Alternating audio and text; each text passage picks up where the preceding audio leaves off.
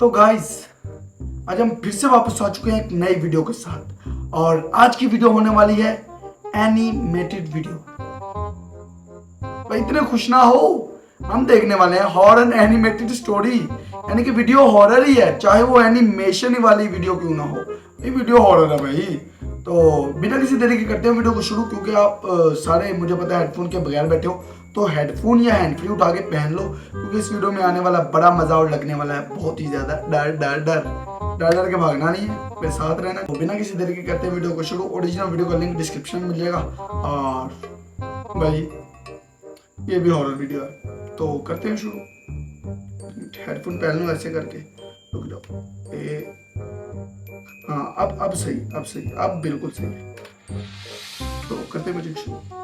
3, 2, 1 let's go. Disclaimer पढ़ लेना भाई, ये सिर्फ एंटरटेनमेंट पर्पस के लिए बनाई गई है, आप ऐसा कुछ दिल फेटो में ना लें। एक दिल दहला देने वाली हॉरर स्टोरी। बिना घबराए बेल आइकॉन प्रेस करना। हमारा भी बेल आइकन दबा देना भाई। ओ भाई स्टार्टिंग ही बड़ी खतरनाक सी हुई है भाई, यहाँ से स्केरी पंपकिन। ये कोई लाश पड़ी हुई है। इस कहानी के लेखक हैं संजय कांबले। ओके चलो भाई शुरू करो। रात के लगभग 8 बज चुके होंगे। दौड़ते हुए कदमों से पोस्टमार्टम करने वाले मारुति राव पोस्टमार्टम कमरे की ओर चलने लगे। ओके बहुत सालों का पोस्टमार्टम का अनुभव ही उनकी पहचान थी। कभी कभी कुछ शव ऐसे होते थे भाई जो उसका पुलिस चेहरा को नहीं देखो। देख पाती थी।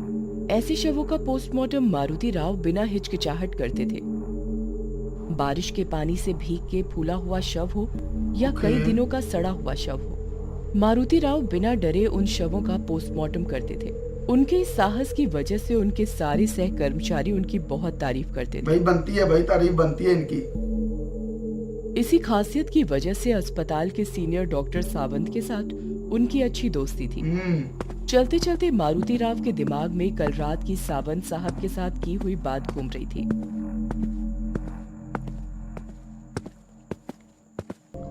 तो भाई वीडियो आगे करने से पहले मैं आपको बता दूं कि ये मारुति राव भाई, ठीक है, इनका बड़ा ही ज्यादा तजुर्बा है, ठीक है, पोस्टमार्टम करने में।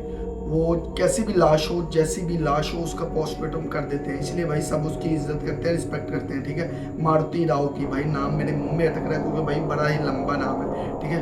अभी भाई पोस्टमार्टम की बात हो रही है अभी से ही, तो भाई सोच लो वीडियो में आगे क्या होने वाला है। तो चलते हैं आगे। कल रात, ये पिछली रात की बात है भाई, रात के तकरीबन लगभग 11 बजे थी। 11 बज गए हैं। ओके, और ये क्या मारुति पूरा राव अपने सुत्ता सोफे फूक रहा है पर भाई। बैठे हुए थे। अचानक फोन की घंटी बजी। मारुति राव को फोन आया भाई अभी। उठा ले बेटा। घड़ी की ओर देखते हुए मारुति राव ने फोन उठाया। हेलो जी, कहिए सावंत साहब। मारुति एक लड़का है, उसे काम से निकालना है। मेरी उसके साथ कुछ खास बनती नहीं। ओके उसने मेरे साथ कई बार बदतमीजी से बात की है, इसलिए आज तुम्हारे साथ उसकी ड्यूटी लगाई है। साहब, नाम क्या है उसका? दीपक नाम है उसका। अब ये दीपक बुझ ही गया समझो साहब। पोस्टमार्टम रूम में काम करना कोई बच्चों का खेल नहीं है। ये आपस में डिस्कशन कर रहे हैं भाई कुछ। संकोच भरी आवाज में सावंत ने पूछा। बच्चों, सावंत साहब, संकोच किस बात का है? पूछिए जो पूछना है। मारुति, तुम इतने सालों से पोस्टमार्टम कर रहे हो, पर क्या तुम्हें भूत प्रेत आत्मा आ गई बात भाई, भूत पे याद आ गई बात। साहब, ये सब मनगढ़ंत कहानियां है। मुझे ऐसे मनगढ़ंत कहानियों पर विश्वास नहीं है। मारुति राव तो गया भाई विश्वास के साथ मारुति और राव साथ ने में हम भी जवाब गए। और बताइए साहब, आप वापस कब लौट रहे हो? अभी भी मुंबई में ही हूँ। मैं पसीना आना चालू हो गया मुझे। से करीब 8 घंटों का सफर है।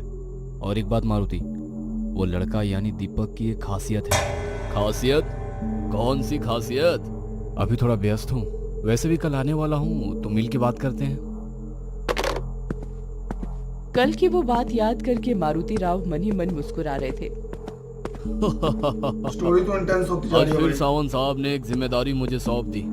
जिन लोगों को काम से निकालना होता है, उन लोगों की ड्यूटी सावंत साहब मेरे साथ पोस्टमार्टम कमरे में लगाते हैं, यानी कि वो खुद काम छोड़ देते हैं, उन्हें निकालने की नौबत ही नहीं आती है। चलते चलते मारुति राव पोस्टमार्टम कमरे के पास भाई पहुंच आज गए। तो मारुति राव गए। वहाँ 24-25 साल का एक लड़का खड़ा था। सामने टेबल पर लाश सफेद पड़ी कपड़े है के भाई। नीचे एक शव भी था। नाम क्या है तुम्हारा? सर दीपक। घबरा के बोल रहा भाई ये। दीपक, पोस्टमार्टम करते हुए बुझ मत जाना दीपक। ओके। मारुति राव ने अपनी पोशाक पहनी और दीपक से कहा, डर लग रहा हो तो अभी बताओ, यहाँ कई लोग चक्कर खाकर गिर चुके हैं। मारुति राव ने शव से सफेद कपड़ा हटाते हुए कहा, लगभग 25 साल उम्र होगी इसकी।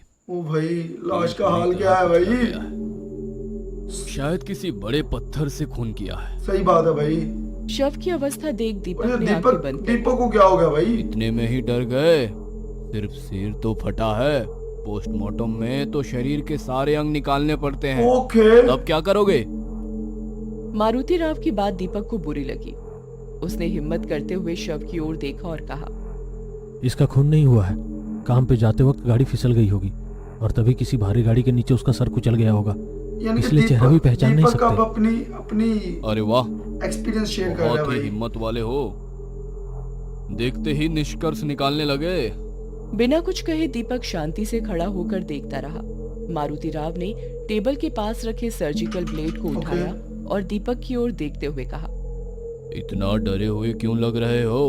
भाई डर तो लगेगा भाई, कोई भी डर जाएगा। और दर्द तुम्हें क्यों हो रहा है? चाहे तभी दीपक ने उस शव की तरफ देखते हुए गंभीरता से कहा, मौत के बाद इसके शरीर से बाहर पड़ी आत्मा अपने शरीर का पोस्टमार्टम होते हुए देखेगी तो उसे कैसा लगेगा? भाई दीपक की ऐसी ये मत बात करो। सुनकर मारुति राव ने हंसते हुए कहा, आत्मा, भूत प्रेत आत्मा, ये सब मनगढ़ंत कहानियां हैं। मारुति राव ऐसी मुझे इन बातें सब मत बातों करो, पर विश्वास नहीं है। यकीन करो। दीपक चुपचाप खड़ा गए रहा तुम और तो। गंभीरता से बोला, मनगढ़ंत कहानियां? माफ कीजिए सर, पर जब तक हम देखते नहीं हम विश्वास नहीं करते। बिल्कुल बात। और हम विश्वास पर- करें या ना पर करें, हमें इन्हें हमें फर्क तो नहीं पड़ता। यकीन है भाई। दीपक का अस्वस्थ चेहरा देखकर मारुति राव ने आत्मविश्वास से कहा, अपना ये पोस्टमार्टम का काम देखकर खुद भूत प्रेत आत्मा हमसे डरते हैं। हो क्यों डरे भला? उन्हें किस बात का डर? जख्म दर्द तो उन्हें होता ही नहीं है, उसके लिए उनके पास शरीर जो नहीं होता वो कहीं भी जा सकते हैं, आपके सामने भी हो सकते हैं। बिल्कुल। दीपक की इस बात से मारुति राव को गुस्सा आ गया। यार। उन्होंने गुस्से से दीपक को देखते हुए सर्जिकल ब्लेड उठाया और टेबल पर पड़े शव के गले में भोंक। ओ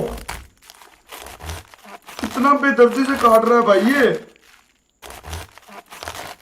ये सब नजारा देखकर दीपक की आंखें फटी की फटी रह अब गई। ये क्या भाई? उसके चेहरे का रंग ही उड़ गया।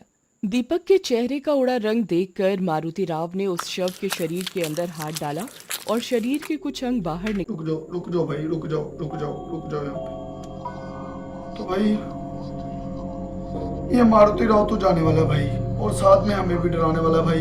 दीपक ने सही बात कही है भाई, कुछ भी हो सकता है भाई, हमारे सामने भी हो सकती है, हमें नहीं दिखता कुछ भी, ठीक है। और बाकी यार ये मारुति राव कैसा बंदा है भाई, एकदम से ब्लेड घूम के सारा उसका चीर फाड़ कर दिया और अंदर से गुर्दे फेफड़े बाहर निकाले जा रहे हैं भाई।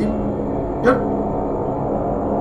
बड़ा ही दिलेरी वाला काम है पोस्टमार्टम करना भी भाई। वैसे चलो आगे देखते हैं आगे क्या होता है स्टोरी। खाने और कहा, इसके फेफड़े की हालत देखी, दारू सिगरेट का परिणाम है।